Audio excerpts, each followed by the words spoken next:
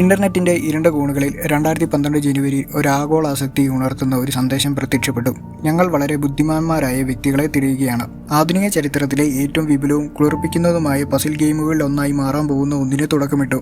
അത് നിഷ്കളങ്കമായി ആരംഭിച്ചു.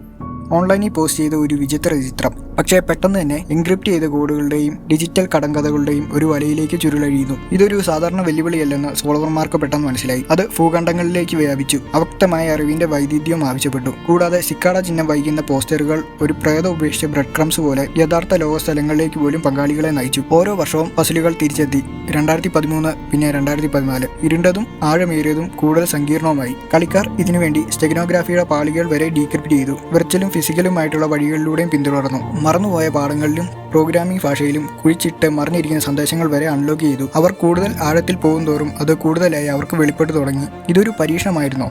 ഒരു കെണി? ഇന്റർനെറ്റിന്റെ മറവിൽ ഒളിഞ്ഞിരിക്കുന്ന ഏതോ ഉന്നത സ്ഥാപനത്തിനായുള്ള ഒരു റിക്രൂട്ട്മെന്റ് ഉപകരണമായിരുന്നോ? ചിലർ അവസാനം വരെ എത്തിയെന്ന് അവകാശപ്പെട്ടു. പക്ഷേ അവിടെ അവർ കണ്ടെത്തിയത് നിശബ്ദതയിൽ മറിഞ്ഞിരിക്കുന്നു. ഒരു വിജയം ഇതുവരെ മുന്നോട്ട് വന്നിട്ടില്ല. ഒരു സമ്മാനവും വെളിപ്പെടുത്തിയിട്ടുമില്ല. പിന്നെ തുടങ്ങിയതുപോലെ തന്നെ നിഗൂഢമായ സിക്കാഡ 3301 അപ്രത്യക്ഷമായി. പുതിയ പസിലുകളുമില്ല, ഉത്തരങ്ങളുമില്ല, ഊഹാപോഹങ്ങൾ മാത്രം.